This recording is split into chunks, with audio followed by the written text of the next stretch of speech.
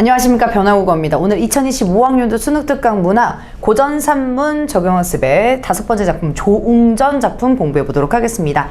우리 전회 형식이기 때문에 주인공 이름이라는 거 여러분 익혀두시면 되겠고, 이름이 웅이에요. 그 웅의 영웅 일대기 형식을 갖춘 영웅 군남 소설입니다. 한번 같이 공부해 보도록 하겠습니다. 앞부분 줄거리 정리할 건데요. 배경 나오죠? 중국 송나라 때라는 것을 볼 수가 있습니다.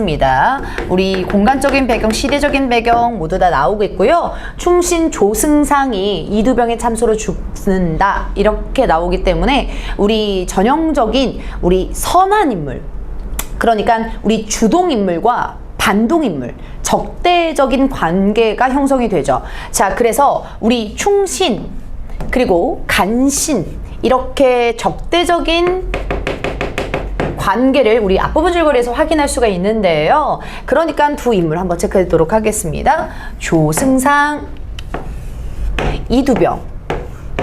이 적대적인 관계 속에서 참소라고 얘기를 하는 건 우리 모함에서요, 바치는 거예요.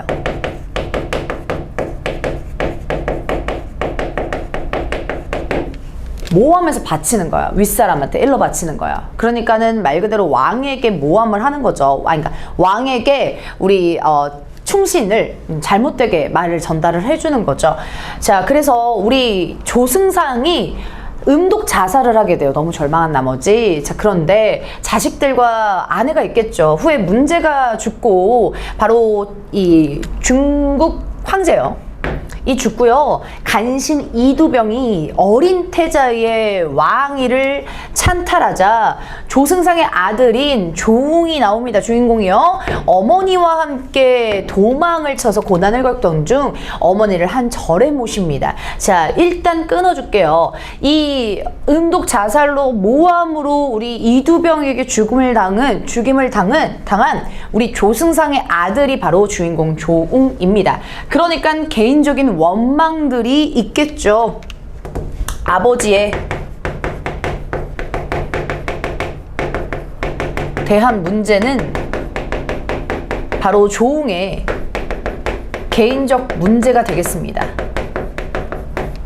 무슨 얘기를 하고 싶냐면요. 이두병이라고 하는 간신이 나중에 우리 조웅에게 처치를 당합니다. 우리 영웅소설 다 그렇잖아요. 해피엔딩. 자, 그런데 그 이두병을 해치면서 국가가 회복되는 것뿐만 아니라 자신의 아버지를 죽음에 이르게 한 이두병에 대한 개인적인 복수도 성공한다 라고 정리를 해주시면 되겠습니다. 자, 그런데 우리 이렇게 고난을 겪은 중에 어머니를 한 절에 모시는데, 요거는 참고로 강서남이라고 하는 이 암자에 모십니다. 절에 모십니다. 세상으로 나와 이 한 노인을 만나는데요. 우리 전체 줄거리 읽어보면 추론하실 수 있을 겁니다. 화산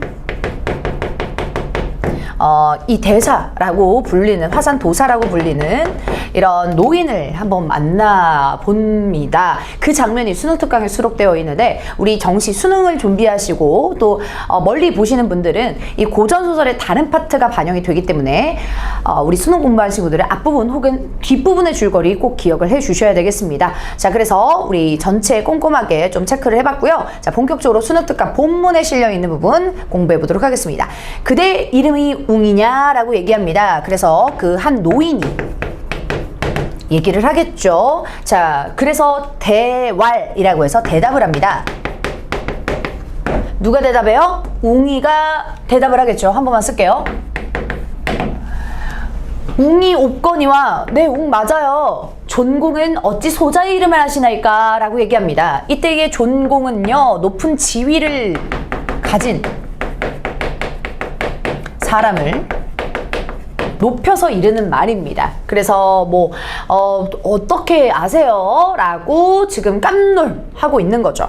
자, 그래서 이때 소자는 자신을 낮춰서 이르는 말이겠습니다.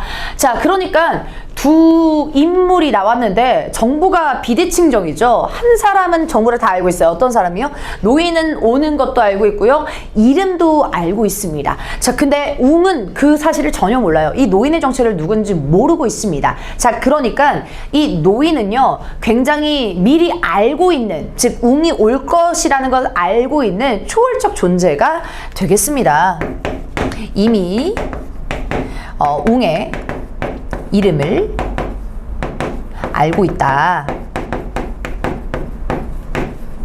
그래서 초월적 존재라고 하는 부분들을 이런 내용들을 통해서 이해할 수 있겠죠. 제가 강의 영상을 연달아 찍고 있어서 제가 말이 살짝 꼬일 수가 있으니까 양해 부탁드리겠습니다. 자, 그래서 우리 높은 지위 사람인 우리 노인을 가리키면서 지금 노웅에게 대답을 하죠. 어떻게 알았어요? 제 이름을요? 라고 노웅이 이제 대답을 할 겁니다. 자연 알거니와 하늘이 복음을 주심에 임자를 찾아 전코자하여 사해팔방을 두루 다니더니 까지 우선 끊어볼게요. 이거 누가 말한다고요? 네, 되게 비범한 능력을 가지고 있는 초월적 존재, 범상치 않은 우리 한 노인이, 즉 화산 도사가 알고 있습니다. 자, 그러니까 자연이 알고 있고 그리고 하늘이 이걸 주셨다라고 얘기를 하니까 이 사람 되게 초월적 존재임을 이 대화를 통해서 또 알 수 있겠고요. 그리고 이 사람이 조응을 기다리고 알고 있는 목적이 있죠. 어떻게요? 하늘이 복음을 줬대요. 박복음씨 아니고요. 우리 칼입니다. 칼. 그래서 그 칼을 주시는데 임자를 찾아 전하고자 하여서 사발방백 찾아다녔대요. 자, 그러니까 이 조응을 기다리는 목적이 되겠습니다. 자, 그러니까 하늘이 우리 조응에게 무엇을 전달하고자 했는지 이 전하해주는 하늘의 임무를 받은 사람이라는 것을 알 수가 있겠죠. 자, 그래서 사해팔방을 두루 다녔는데 수개월 전에 장성이 강호에 비치거늘 이라고 했어요. 찾으러 다녔대요, 조응을요. 자, 그런데 수개월 전에 장성이라고 해서 주석에 달려있지만 이때의 성이 칠성사이다 때의 성입니다. 별성입니다. 무엇이 응하는 별을 얘기하는 건데 그게 강호에 비친대요. 즉 우리 별, 하늘의 이런 초월적 이 대상하고 조웅하고요, 주인공하고요 연결이 된다라는 거예요. 굉장히 영웅적인 면모이고 또 비범함을 또 알 수 있겠죠. 자, 그래서 여기 끊고 가겠습니다. 수개월에 강호에 비친대요. 장성이라고 했을 때 조웅과 대응하는 별이 되겠습니다. 자, 그러니까 여기에서 이 사람이 하늘이 정해준 영웅이겠구나 라는 영웅적 면모를 간접적으로 알 수가 있겠죠. 아시겠죠, 여러분? 그러니까 본투비 하늘이 정해준 그러한 영웅이라는 거 여러분이 기억하시면 될 것 같습니다. 자, 찾아와서 수개월을 기다리되 종시 만나지 못하매 기다렸나봐요. 만나지도 못했나봐요. 극히 괴이하여 이상하여서 밤마다 천기를 보니까 강호에 떠나지 않고 그리고 그대의 행색이 짝 없이 곤박하다라고 나와 있어요. 자, 그러니까 이 사람은 어떤 상황을 통해서 알 수 있다고요? 바로 하늘의 기운을 통해서요, 조응의 상황을 간접 짐작할 수 있다라는 얘기입니다. 그쵸? 그래서 이 천기는 조응의 상황을 알게 해줍니다. 자, 근데 어떤 상황이라면 그대의 행색이 짝없이 곤박하대 라고 얘기했을 때 곤박이라고 하는 건 우리 절박이라고 이해해 주시면 되겠고요. 짝없이 이제 절박해, 유리걸식하는 줄 짐작하였대요. 유리걸식이라고 했을 때 이때의 거리 구걸입니다. 그래서 유는 이 떠돌 유자 써가지고 떠돌하면서 구걸하는 거예요. 떠돌며 구걸. 어휘뜻풀이 알아두셔야 되고요. 그러니까 되게 고생한다는 거죠. 힘들게 살았다. 이거는 짐작했대요. 누가요? 지금 화산도사 노인이 짐작을 했대요. 이미 알고 있다는 거예요. 결론은 뭐예요? 조응이 이렇게 힘겹게 살고 있는 걸 이미 우리 노인은 알고 있다라는 거. 찾을 길이 없어서 방을 써붙이서 만나기를 기다렸대요. 방이라고 하는 거는 지금 따지면 약간 공지? 게시판에 막 게시글 붙이는 거 있잖아요. 전단지 같은 거. 그런 것들을 붙이고 만나기를 기다렸대요. 자, 그만큼 오매물만 기다렸는데 오랜 세월 만나지 못했습니다. 자, 그런데 그대의 만남이 어찌 이렇게 늦는가라고 해서 이 노인의 태도는 오랫동안 기다리는 이 노인이겠습니다. 자, 그러니까 조웅을 왜 기다렸대요, 여러분? 꼭 기억해야 될 거? 하늘이 칼을 줬는데 이거 전달해줘야 되는데 자기는 전달하러 왔는데 이 전달 받을 이 조웅이 안 보인다라는 이 말을 하고 싶었던 겁니다. 계속 하며 칼을 내주거늘 영웅이 머리를 조아리며 고맙다고 인사를 하고 칼을 받아보니까 길이 3척이 넘고 칼 가운데 금자로 새겼습니다. 자, 우선 칼의 모습 묘사되어 있는데요. 이때의 칼은 누가 내어줍니까? 바로 하늘이 이 노인 즉 화산도사에게 전달을 주고 다시 웅이 최종적으로 받는 이런 구조로 연결되어 있다는 거 잊지 마시고요. 고맙다고 인사하고 칼 받아보니까 길이가 3척이 넘는데요. 3척이라고 하면 되게 큰 거예요. 1척이 30cm 자 정도거든요. 그러니까 거의 90cm 정도? 네.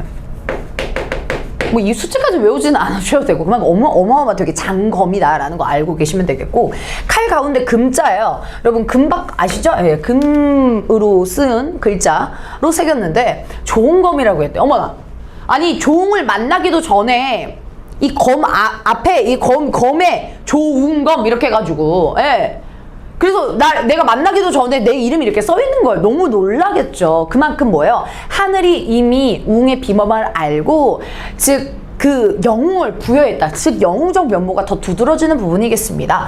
자, 그래서 웅이 다시 절했대요. 자, 그래서 이때의 조웅검이라고 하는 이런 부분은요. 하늘이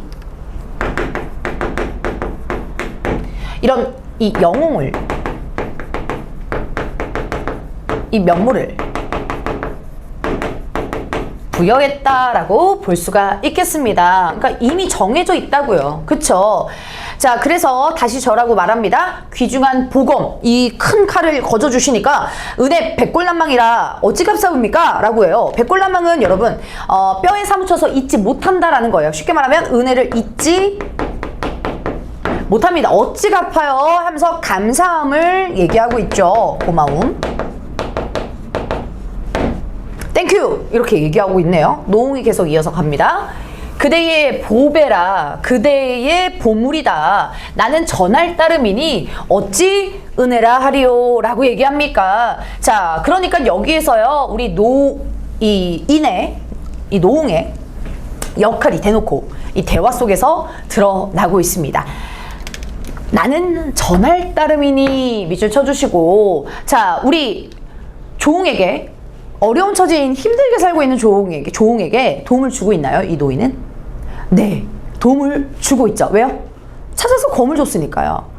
그러니까 도움을 주는 서포터, 즉 쉽게 조력자라고 볼 수가 있겠죠. 그래서 조력자긴 조력자인데요.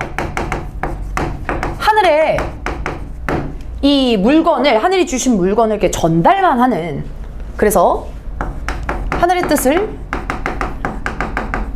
전달하는 조력자가 되겠습니다. 아시겠죠? 자, 그러니까 어찌 은혜라 하리오, 나한테 고마워할 필요는 없어, 이렇게 얘기를 하고 있습니다. 하고 웅을 데리고 수위를 유하고 못내 사랑하다가 이별을 합니다. 자, 그러니까 며칠 동안 이제 같이 있고 뭐 이렇게 되게 놀려 다녔나 봐요. 그래서 서로 야, 너 되게 하늘이 되게 좋아하던데 막 이러면서 서로 막 얘기를 하겠죠. 그 다음에 이별을 해요.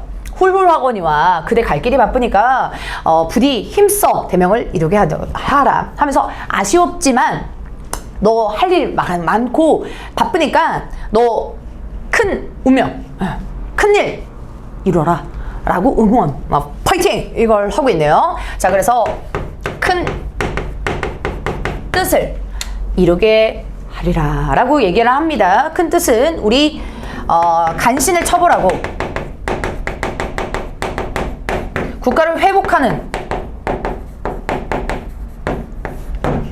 개인적인 문제와 또 국가적인 문제를 해결하는 그런 영웅의 목표라고 볼 수가 있겠습니다. 어디로 가면 어진 선생을 얻어버릴까? 라고 하면서 우리 조웅은 또 선생을 구해요. 아, 티처 어디 있을까요? 또 그 좋은 선생 어디 있을까요? 제가 뭘 배울 수 있을까? 어디 가면 배울 수 있을까요? 라고 하면서 이 조력자를 구하고 있어요. 자, 그랬더니 노옥이 화산도사가 이제 남방으로 700리를 가면 관산이라는 산이 있고 외가 있고 그 산 중에 철관도사가 있어. 자, 대놓고 나오죠? 철관도사가 조력자예요. 스승인 거죠. 이 정성이 지극하면 만나보려니와 그렇지 않으면 낭패할 것이니 각별히 살펴서 선생을 정하라 라고 얘기해요. 그러니까 야 무조건 제 찾아가가 아니라 신중하게 찾아가라 라는 것이 여기서의 메시지죠. 안 그러면 너 큰일 날 거다 라고 하는 부분으로 볼 수가 있겠습니다. 자, 그러면 우리 넘어가기 전에요, 노웅의 역할 한번 정리해 보십시다. 남방으로 이렇게 가면 이게 이 사람이 있다 라고 얘기를 하네요. 자, 그러니까 이 노웅의 역할은 이 보검, 즉 좋은 검이죠. 좋은 검을 주는 것뿐만 아니라, 전달하는 것뿐만 아니라 이렇게 철관도서가 어디 있는지까지 알려주고 있습니다. 자, 그렇죠. 자, 그래서 또 다른 조력자의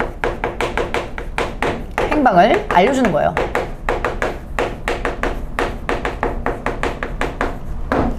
만나게 해준다고요. 그쵸? 또 다른 뉴 페이스의 티처를 만나게 해준다라고 생각을 해주시면 되겠습니다.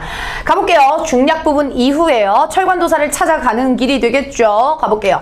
이때 철관도사 산중에 극이 앉아 그 거동을 보더니 라고 얘기합니다. 자, 이제 철관도사가 있는 남방으로 신뱅에 가서 관산이라는 산에 도착한 바로 조웅의 모습이 되겠습니다. 자, 그러니까 이때의 철관도사는요, 산중에 극이 앉아서 누구의 그 거동을 보냐? 누구 보겠어요? 누가 찾아왔겠어요? 조웅이 찾아왔겠죠. 그러니까 그 거동은요, 조웅의 행동이 되겠습니다. 조웅의 모습. 보더니 벽상에 글 쓰고 감을 보고 마음에 불쌍히 여겼대요. 우선 누가 벽에다가 글을 썼대요? 조웅이 글을 썼겠죠. 그래서 조웅의 왔다 간 흔적이 되겠습니다. 근데 그 흔적을 보고 마음에 불쌍히 여겼대요. 내면 심리 드러나죠? 연민이요.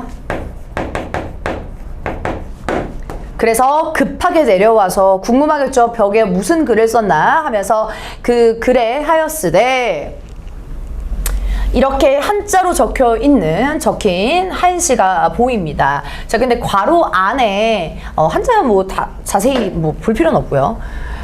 아래 괄호 안에 우리말로 고유어로 풀이되어 있는 부분들이 있죠. 한번 같이 분석을 해볼게요.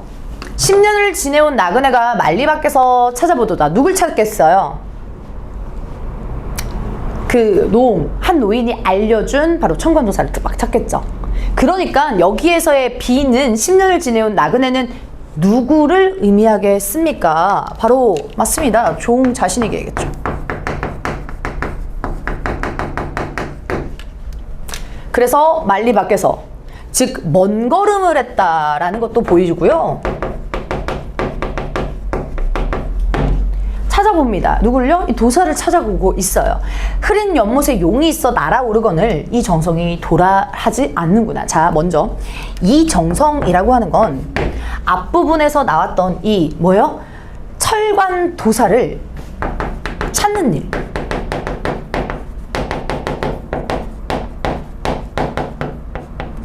찾는 이 정성이 하늘에 도달하지 않아서 내가 철관도사를 아직 못 찾는구나 라고 해서 안타까워하고 있는 부분입니다.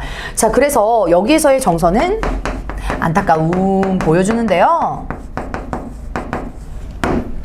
못 찾으니까요. 자, 그런데 넘어가기 전에요, 여기 비 밑에 있는 용의 상징적인 의미 시험 문제 잘 나옵니다.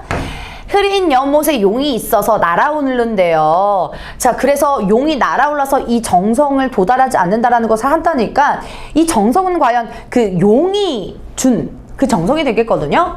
당연히 이 용은 누굴 뜻합니까? 바로 똑같이 역시나 종 자신을 의미하겠죠. 자, 근데 이렇게 용이라고 표현을 하는 건 나그네랑 좀 의미가 다른데요. 나그네는 뭐 지나가는 뭐 행인 뭐 요 정도의 느낌이잖아요. 자, 근데 용이라고 하는 건 어마어마한 신비한 그 동물이잖아요. 자, 그렇기 때문에 자신의 능력이 용처럼 굉장히 뛰어나다라는 것을 보여주거든요. 그래서 이 흐린 연못에 용이 날아오르는 이때의 용은요, 비범한 자신의 능력을 긍정해주고 있습니다. 그래서 자신의 능력을 알고 있는 자기 긍지가 되겠습니다. 자기의 능력을 인지하고 있다라고 이해해 주시면 되겠습니다. 자, 그러니까 나 용처럼 되게 뛰어난데 정석이 왜 도달하지 않지? 하면서 한탄하고 안타까워하는 그런 파트가 되겠습니다. 그 다음 가볼게요. 자, 도사 보기를 다음에 대경하여 깜놀하죠. 크게 놀라는 걸 우리 대경이라고 하니까 앞으로 꼭 기억해 주세요. 자주 나오는 감정 표현입니다. 급히 동자를 산 밖에 보내서 청합니다. 그러니까 이 동자는 어린 이 도사 밑에서 이제 시무르꾼이나 아니면 같이 살고 있는 그런 인물이 되겠죠. 웅이 동자를 보고 물어봅니다. 선생님 왔더이까? 라고 얘기해요. 자, 그러니까 동자가 왔네. 그러면 이 동자는 그 철관도사가 보내지 않았을까? 라고 해서 선생님 왔더이가? 라고 하면서 철관도사를 의미합니다. 동자가 얘기해요. 이제 와서 청하신다 하면서 네, 오라고 하시네요 라고 대답을 합니다. 웅이 반겨 동자를 따라서 들어가 보니까 도사가 시문에 나와서 웅이 손을 잡고 흔연소라고 얘기하는데요. 은은한 미소, 웃으면서 라고 얘기를 해주시면 되겠습니다. 웃으며 말하길 이렇게 이해해 주시면 되겠고, 험난한 산길에 여러 번 고생하도다 라고 하면서 고생했다 라고 해서 지금 위로를 해주고 있는 부분입니다. 조심해서 잘 왔어. 험난한 산길에 고생 많았다 라고 해서 토닥토닥 하고 만나고 있는 장면인데 넘어가기 전에요. 자, 여기도 고전 산문인데도 불구하고 중간에 이 글이 있죠. 바로 시인데요. 이런 운문, 한시가 삽입되면서 얻는 효과들이 있겠죠, 여러분. 자, 그러니까 이 삽입되어 있는, 즉 어디에 쓴 거요? 벽상에 글을 쓴 거요. 이거의 역할 한번 정리하고 갑시다. 우선 형식상으로는요, 다 산문 줄글인데도 불구하고 여기 중간에 삽입식, 운문의 형식이 들어가다 보니까 운문성이 올라가면서 이런 것들을 뭐라고 하냐면 산문의 단조로움을 탈피했다, 이런 식으로 표현이 돼요. 이게 무슨 얘기냐면 단조롭다라고 하면 처음부터 끝까지 똑같다라는 거죠. 지겹잖아요. 처음부터 끝까지 산문 줄글이면 좀 지겨울 수 있는데 그걸 지겨움을 조금 없앴다, 색다르게 표현을 했다 라고 생각을 해주시면 되겠습니다. 자, 그리고 내용적으로도요, 뭐예요? 나그네, 용, 이것이 종을 뜻하는, 즉 자기 자신을 뜻하는 부분이기 때문에 자신의 상황, 자신의 내면, 이런 것들을 간접적으로 볼 수가 있겠죠. 인물, 즉 주인공 조웅의 상황과 처지를 보여준다. 그래서 삽입시의 역할, 형식적인 특징, 내용상의 특징도 정리 좀 해봤습니다. 자, 그러고 나서 뒷부분 또 이어서 가보도록 할게요.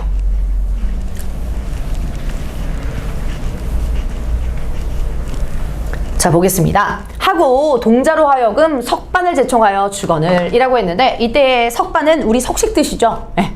석식 신청하시면 언제 먹습니까? 저녁에 먹죠. 저녁 석사 써가지고 요 석반은 저녁입니다.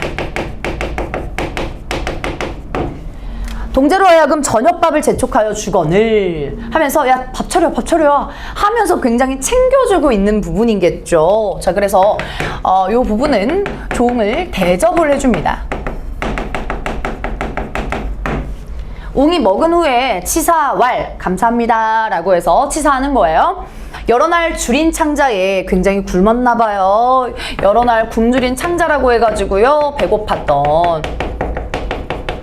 그러니까 그만큼 고난이 있었겠죠. 밥도 제대로 못 먹고 다녔대요. 거기에 선미를 많이 먹었대요. 이때의 선은 착할 선에 맛미자인데 착한 맛. 그러니까 위에서 대접해주는 바로 석반이 되겠습니다. 저녁밥이요. 그런 것들을 많이 먹으니까 향기가 배에 가득하지라 감사합니다 라고 얘기해요. 저 후각적인 심상으로요. 가득하다라고 만족감 느끼고 있고요. 역시나 감사하다고 표현을 하고 있습니다. 자, 그랬더니 이 철관도사가 뭐라고 하냐면요. 그대 먹는 양을 어찌 알아서 권하였으리요? 라고 얘기합니다. 그래서 내가 너 먹는 양을 어떻게 알았을까? 어떻게 권했을까? 라고 얘기합니다. 책 2권을 주면서 이 글을 보라 라고 얘기해요. 학원을 웅이 무릎을 꿇고 펼쳐보니 이는 성경현전이다 라고 얘기했는데 주석에서 성인들이 쓰는 책이라고 나와 있죠? 그래서 더 간단하게 볼 수 있어요. 어떻게 해요? 이게 경전 들어봤죠? 경전은 책이에요. 근데 누가 쓴 거예요? 성현들이, 즉 맹자, 공자, 뭐 손자 이런 사람들이 학자들이 썼 경전이다. 그래서 뭐 외울 필요 없고, 그죠? 이렇게 해가지고 2글자, 4글자, 첫 번째 3글자 이렇게 엮어주시면 성현의 경전 이렇게 되겠네요. 자, 아무튼 성현의 경전이 바로 책 2권입니다. 저 표현 말고 이렇게 써볼게요. 경전 주면서 이렇게 한번 이 글 봐봐 라고 얘기해요.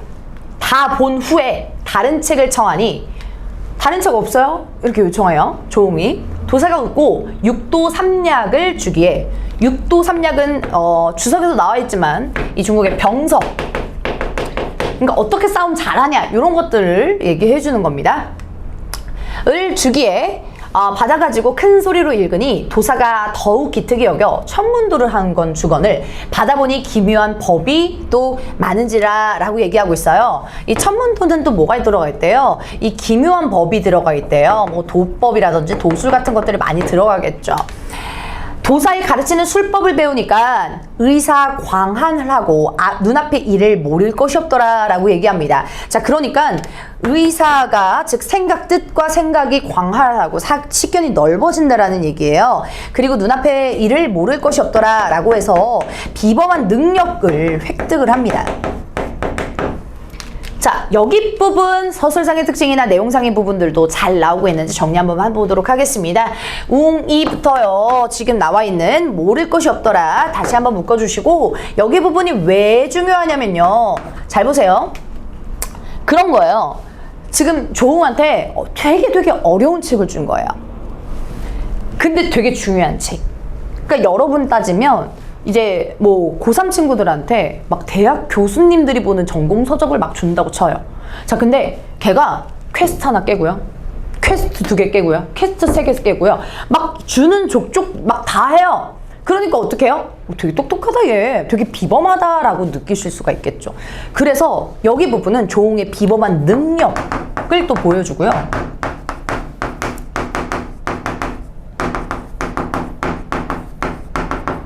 플러스 이 부분의 문제를 먼저 풀어보신 분은 알겠지만 뒤에 보기 박스에서 이런 얘기 나옵니다. 자발적인 노력을 했다. 자, 스스로 찾아서 노력을 했다. 잘 보세요. 제가 여러분께 대학 전공 서적을 줬어요. 근데 이거 뭐 어쩌라는 거야 해가지고 이렇게 할 수 있거든요. 혹은 우리 신데렐라 할머니가 신데렐라 할 때 비비디 바비디 뿌 이렇게 해가지고 도술 쫙 뿌리면 막 알아서 잘 되잖아요. 근데 그거 신데렐라가 자발적으로 노력한 거 아니잖아요. 호박마차 할머니가 이렇게 해주는 대로 그냥 드레스 입혀주는 대로 가만히 있는 거거든요. 자, 근데 조웅은 신데렐라처럼 가만히 있는 게 아니죠. 뭐요? 네, 다음, 네, 다음, 네, 다음 이렇게 하고 있죠. 즉 자기가 원해서 스스로 노력하고 발전하고 있습니다. 자, 그러니까 비범한 능력치 플러스 너무 무서운 사람 아니야? 능력치도 너무너무 좋은데 노력까지 잘하는 사람이에요. 그래서 여기서 나온 표현이 자발적인 노력을 하고 있다 이런 식으로 나오는 겁니다. 여러분도 이런 사람이 됐으면 좋겠네요. 네. 그래서 비범한 능력치도 기르고 자발적인 노력도 해서 열심히 하고 있는 우리 조웅의 모습입니다. 자, 그러니까 쉽게 얘기하면 능력치가 점점 레벨업 하고 있는 모습을 이렇게 열거하고 있습니다. 책을 통해서요. 그 다음 가보겠습니다. 1일은 석약이 서쪽으로 기울고 새들이 자려고 숲으로 들어갈제 라고 얘기하는데요. 자, 여기 앞부분은요, 뭐가 흐르는 것 같아요, 여러분? 석양이 서쪽으로 가요. 새들이 자려고 숲으로 들어가요. 뭐가 일어나죠? 시간에 흐름이 들어가죠. 오케이.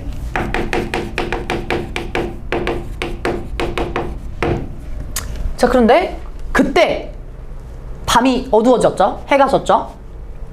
광풍, 미친 듯이 부는 이 바람이 대작하여 무슨 소리를 병력같이, 즉 천둥같이 산악을 울리거늘 웅이 깜놀해요. 대경합니다. 아까 나왔죠? 되게 큰 소리가 났다라는 것을 지금 표현하고 있는데, 진짜 여러분 막 광풍이 대작해가지고 막 청천벽력같이 막 그렇게 소리가 나고 막 산이 막 울려요? 오버해서 표현하죠? 표현 방식 과장 표현법.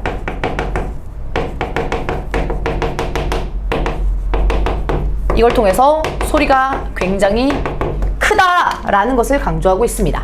자, 어떤 소리인지 한번 지목해 보도록 하겠습니다. 웅이가 대경하여서 이곳에 어떤 짐승이 있나이까? 이게 무슨 이 짐승 소리예요? 막 이래요. 한데 도사가 말합니다. 다름이 아니라 내 집에 심히 늙은 암말을 두었어요. 그래서 대상 동그라미 좀 칠게요. 늙은 암컷말을 두었는데 수척하여 날이 새면 산중에 놓아 기르더니, 그래서 좀 수척했대요. 좀 이렇게 허약했나 봐요. 하루는 천지가 진동하며 산중이 요란하거들 이상하여 괴이하여 말을 찾아서 마장에 들어가니까 마구간에 들어갔어요. 오색구름이 만산하여 지척을 분별하지 못하고 말이 없어졌어요. 어머나, 이거 현실적이에요, 비현실적이에요, 여러분? 막 오색구름이 만산하고 막 지척을 가까운 거리도 구별하지 못하고 말이 또 없어져요. 이거 뭐예요? 비현실적인 요소죠. 이게 뭐예요? 전기적 요소라고 합니다. 기이한 거요. 비현실적인 요소. 자, 그런데 뇌성이 그치고 구름이 거쳐오면서 말이 몸을 적시고 정신없이 서 있어요. 그래서 왜 무슨 일이지? 이 늙은 말? 봤더니 진정하여 이끌고 집에 와 여물을 죽을 먹여두었어요. 이게 무슨 일이야? 하면서 막 여물 먹여, 죽 먹어, 막 이렇게 해가지고 말한테 그랬나 봐요. 그런데 새끼를 베어 낳은 후 몇 달이 되어 어미는 죽고 새끼는 살았대요. 자, 그러니까 새끼가 이렇게 태어났는데 그 새끼가 이 배는 과정을 지금 보여주고 있습니다. 자, 그래서 새끼 낳고 몇 달이 되어서 이 어미는 죽고 새끼는 살았어요. 새끼가 사람의 임의로 이끌지 못하고 점점 자라나매 사람이 근처에 가지 못하고 날이 새면 산중에 숨고 밤이면 이제 뭐 행동을 좀 특이하게 하나 봐요. 그렇죠. 자, 그러니까 이 함부로 평범한 사람이 임의로 이끌지 못한다. 사람이 함부로 다루지 못해요. 그래서 사람이 근처에 가지 못해요. 그렇죠?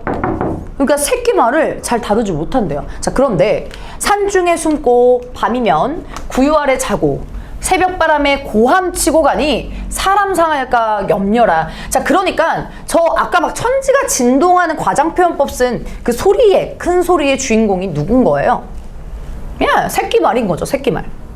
새끼 말이 저렇게 큰 소리로 이제 울었대요. 애가 좀 이상해요. 그죠? 좀 약간 돌연변이가 태어난 그런 느낌이겠죠, 여러분. 자, 그래서 이 도사는 걱정을 해요. 왜요? 새벽바람에 이렇게 저렇게 고함을 치고 가니까 염려합니다. 걱정해요.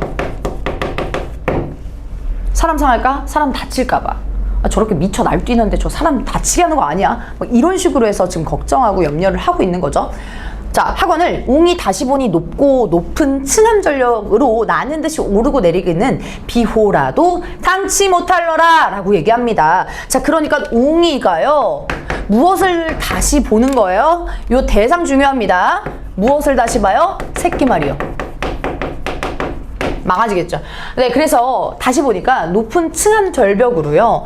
나는 듯이 오르고 내리기. 날빛자리의 우리 호랑이입니다. 그러니까 정말 이 괴상한 정말 신기한 이 동물을 당연히지 못할 것 같다라고 얘기합니다. 자, 이윽하여 들어오거늘 웅이 내달아 소리를 크게 지르니 그 말이 이윽히 보다가 머리를 들고 말굽을 치며 공순하거늘 웅이 경계하여 얘기합니다. 자, 우선 말의 태도 어때요? 평범한 사람하고 같나요, 다르나요? 다르죠. 태도 핵심적인 건 공순하다. 공순은 공경하고 순하다라는 얘기인 건데, 즉 이 부분은 대조돼요. 대비되죠. 평소와, 그죠? 평소 새끼 말의 모습과 굉장히 대비되는 태도입니다.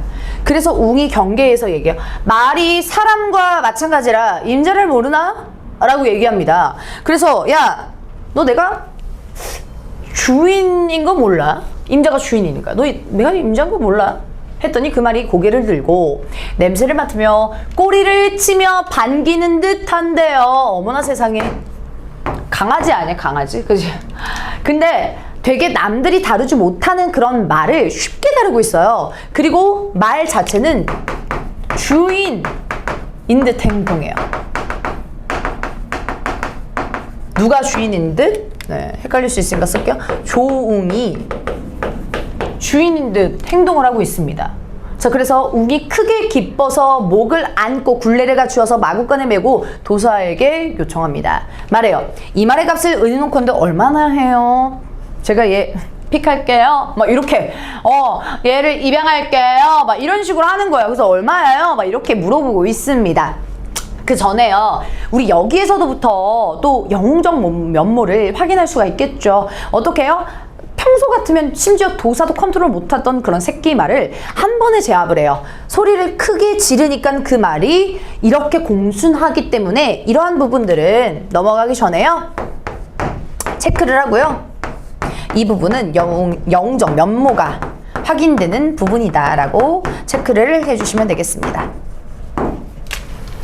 네, 자, 이 말의 값 어떻게 처하는지, 요청하는지 한번 보도록 하겠습니다. 여러분 뭐 예상하신 대로 값을 당연히 안 받겠죠. 영웅인데요. 그렇죠.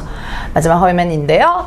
하늘이 용말을 내심에 반드시 임자있거늘 이는 그대의 말이라 남의 보배를 어찌 값을 의논하려 라고 얘기합니다. 자, 그러니까 이 철관도사도요, 하늘이 용말을 내심에 라고 얘기하고 있습니다. 자, 그러니까 하늘이 전달하는 거기 때문에 나한테 고마울 필요 없어. 원래 너 거야 라고 이야기를 하고 있죠. 자, 그러니까 이 사람 역시 조력자긴 조력자인데 뭐요? 하늘의 명을 전달하는 조력자겠죠. 누구랑 동일하나요? 앞에 나왔던 화산도사와 동일하죠. 즉 노인과 동일합니다. 그 노인은 검을 줬는데, 좋은 검을 줬는데요, 삼척검.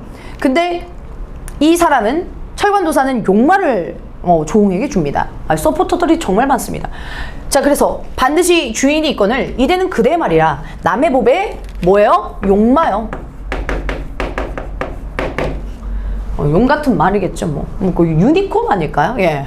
내 값을 어찌 의논하리요? 임자 없는 말이 사람을 상할까 염려하더니 내가 염려했다 이거죠. 근데 다행히 오늘 그대에게 전하니 실로 다행이다 라고 해서 염려했던 부분이 안심되고 있습니다. 자, 그러니까 이게 용마 너의 것이구나. 그래 다행이다. 사람 다치게 할까봐 걱정했는데 이런 식으로 안심한다라고 표현을 하고 있습니다. 계속 가볼게요. 웅이 감사하면서 절빼자입니다. 이거 공경하고 예의를 갖추고 있어요. 도덕문의 구율하옵신 뜻 좀 볼게요. 구제는 도와줬다라는 얘기죠. 도덕문에 구제해주신 은덕, 은혜와 덕, 만극하옵건을, 끝이 없건을, 또 천금준마, 여기서 천금준마는 위에 나왔던 새끼말 바로 용마가 되겠습니다. 용마를 주시니 은혜가 더욱 난망이로소이다 라고 얘기하죠. 이 난망은 백골난망이랑 그때의 말과 유사합니다. 잊지 못한다. 라고 이해해 주시면 되겠죠. 천금준마는요, 준마가 좋은 아주 귀중한 말을 의미하는데, 이 천근만마처럼, 천군준마처럼 이렇게 큰 걸 주시니까 너무 감사하다라는 것을 표현하고 있습니다. 도사가 얘기해요. 곤궁함도 그대의 운수요. 곤궁함이라고 하는 것은 곤란하거나 궁핍함을 의미하는데 부정적인 상황이죠. 그것도 운수고요. 영귀함, 즉 영화롭고 그 존귀하고 귀한 것도 그대의 운수다라고 얘기합니다. 어찌 나의 은혜라 하리요. 나한테 고마워하지 마. 이거 다 하늘에 달린 거야. 라고 해서 이 운명론적 사고관이 보이는 구절이겠고요. 지금 하늘의 명예, 하늘의 의도가 모두 다 있는 상황이다라는 것을 인정하고 있습니다. 왜요? 하늘의 명령을 전달하는 조력자로 이 주인공은 그려지고 있거든요. 가볼게요. 웅이 도사를 더욱 공경하여 도업을 배우니 도와 도를 닦는 거예요. 1년이 지나자 신통 묘수를 배워 달통하니 진실로 괄목상대다 라고 나와 있습니다. 자, 1년이 지났더니 어머나 신통 묘수를 다 배웠어요. 그래서 마스터를 한다는 거예요. 달통은 도달했다, 통했다, 마스터까지 했어요. 점점 실력이 능력치가 풀충됐죠. 거기에 괄목상대는 이때의 목이 눈목자예요. 그래서 눈을 비비고 상대를 바라보는 정도로 너 왜 이렇게 나았어? 와, 너 진짜 급성장했다. 이렇게 표현을 하는 거거든요. 급성장. 그래서 뛰어난 성장을 보였다. 자, 다시 한번. 비범한 능력뿐만 아니라 자발적인 노력으로요. 이렇게 비범한 능력을 완성해가는 조웅의 모습이겠습니다. 자, 그러니까 비범한 능력, 자발적 노력, 이것으로 능력치를 획득했다라고 다시 한번 언급하고 넘어가겠습니다.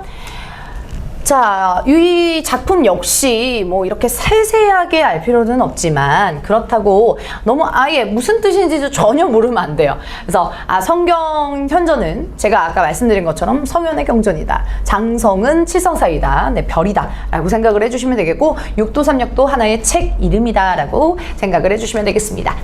자, 정리 좀 해볼게요. 이 작품은 조선 후기에 쓰인 대표적인 영웅소설로 주인공이 영웅적 활약을 그려내고 있습니다. 중국 송나라를 배경으로 주인공 조웅이 간신 이두병 때문에요. 고난을 겪다가 이두병을 차고 찌하고 황실을 바로잡는 구성을 띠고 있습니다. 그러니까는 우리 올바르게 사필귀정이다 라는 한자성어 참고로 알아두시고 일은 반드시 올바르게 돌아간다라는 것. 창작 군담 소설입니다. 전반부는요 조웅의 고행담과 애정담이 나오고요. 후반부는 영웅적 무용담으로 구성되어 있는데 우리 지금 전반부에 조웅의 고행담, 고생한 길, 고생길 있잖아요. 고생길을 지금 다루고 있습니다. 구성되며 당대 사회상과 민중의 심리를 사실적으로 반영을 하고 있다라는 것들 주의하시면서 사실 전기적인 요소를 사용하면 객관식에서 저런 문항을 고를 때 사실 멈칫멈칫할 수 있어요. 하지만 무엇을 사실적으로 그려내고 있는지 그 대상을 주목하면 선택지 판단할 때 조심할 수가 있겠습니다. 그래서 사실적 아닌데 이렇게 가지 마시고요. 무엇을 사실적으로 그려내고 있고 무엇을 전기적인 요소로 같이 다루고 있는지까지도 꼼꼼하게 챙겨 주실 필요가 있겠습니다. 자, 그러니까 우리 수능까지 또 멀리 보는 친구들은요. 애정담이라고 해서요. 우리 엄마가 아까 어디 있는지 기억해요? 너무 까먹었나요? 우리 절에 강산암이라고 하는 절에 모셨잖아요. 근데 그 어머니를 만나 뵈러 철관도사까지 만나고 퀘스트 다 깨고 이제 도수를 다 획득한 후에 어머니를 만나러 가던 중에 어머나 눈에 띄는 여인이 있어요. 장소저라고 하는 그런 여인하고 눈이 맞아가지고 썸씽 스페셜을 합니다. 네, 근데 그 부분이 이어서 나올 게 있고요. 그리고 후반부의 영웅적 무용담 역시나 이 간신 이두병을 물리치고 그리고 태자를 다시 복위시키는 과정, 그리고 마지막에 자신이 다른 나라의 왕이 되는 과정까지 이렇게 영웅 무용담 이 후반부를 여러분 수능까지 준비하시는 분들은 꼼꼼하게 체크를 하셔야 되겠습니다. 자, 그렇다면 주제 한번 정리하면서 마무리하도록 할게요. 나라에 충성하는 마음과 자유연애인데 여기에서는 지금 무엇이 중점적으로 나왔죠? 네, 굳이 따지자면 나라에 충성하는 마음, 도술로 고행을 이겨내고 있는 이 고행을 극복하고 있는 파트입니다. 근데 이때 자유연애는요, 밑에 나와 있는 것처럼 이 장소저와의 러브스토리, 연애담을 가리킬 때 이 주제를 쓸 수가 있겠습니다. 네, 장소서 C 만나서 혼인 약속한다라고 나와 있죠. 그렇기 때문에 이 작품은 기본적인 틀, 영웅의 일대기 구성뿐만 아니라 왜 다른 이 영웅소설과의 무슨 차이점이 있냐, 그것도 정리하면서 우리 마무리하도록 하겠습니다. 우선 여러분, 영웅 일대기적 소설, 일대기적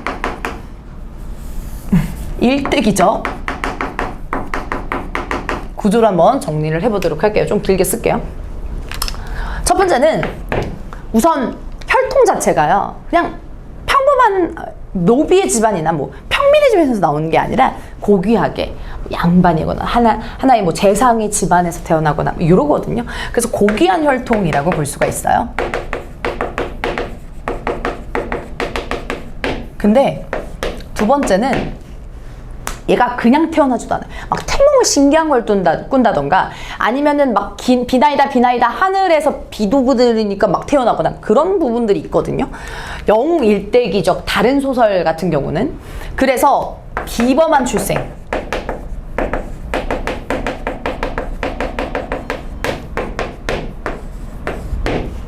그래서 태어납니다. 네, 태어나는데요. 이 태어나면서 어릴 적인 위기를 겪습니다. 어릴 적 위기요.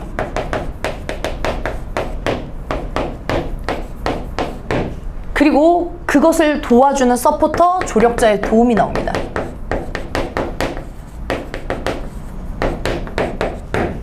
그리고 자신의 비범한 능력을 보여줄 수 있는 부분들이 계속 나올 수 있고요. 또 다시 한번 성장 후 위기가 된 다음에 마지막 그 위기를 구출을 하고요. 고난을 극복한다. 행복한 결말, 해피 엔딩 이라고 볼 수가 있겠습니다. 여기 부분은 뭐 살짝 바뀔 수도 있는데 큰 틀은 이것이라는 거, 그리고 전반적으로 우리 뛰어난 능력을 갖춘 영웅이 등장한다라는 거, 요거는 공통된 영역이라는 것을 다시 한번 강조 드릴게요. 자, 그런다면 차이점, 네, 차이점. 우리 조웅전은 어떤 차이가 있을까요? 다른 영웅 군담 소설과 비교를 해서 먼저 비범한 출생 부분에서 차이가 있는데요. 이 비범한 출생 중에 조웅전은 기도를 드려가지고 아이가 태어나는 그런 구성은 나오지 않습니다. 그것을 우리 기자치성이라고 하는데 그 기자치성이 드러나 있지 않습니다. 기자치성, 기도 드리는 거예요. 예. 기도 드리면서 애가 나오지 않아요. 그리고 또 뭐가 나오냐면 다른 영웅소설에서 잘 나오는 게 적강, 즉 얘가 그 천상계의 원래 인물이었던 거예요. 근데 지상계 내려오면서 그 적대 관계가 또 이어지는 그런 천손하강령의 구조는 나오지 않습니다. 자, 그리고 굉장히 자유연애 사상이 지금 이렇게 주제로 띄어 있잖아요. 되게 통속적인 성격이 들어가 있는데 뭐 필기할 필요까지는 없는데 요 성격이 있다라는 거는 그 우리 누구죠? 장소저랑 눈이 맞았잖아요. 근데 혼인하기도 전에 하룻밤을 이렇게 같이 보내요. 예. 그래서 그런 부분이 유교 girl, 유교 보이 사회에서 좀 통속적이다, 좀 약간 근대적이다, 통속화된 우리 독자들이나 작가의 욕망이 좀 묻어나 있다라고 생각을 해주시면 되겠습니다. 자, 그래서 조웅전은 어떤 차이를 보이냐라고 했을 때 이런 부분들이 들어가 있지 않기 때문에 통속적인 성격은 들어가 있고요.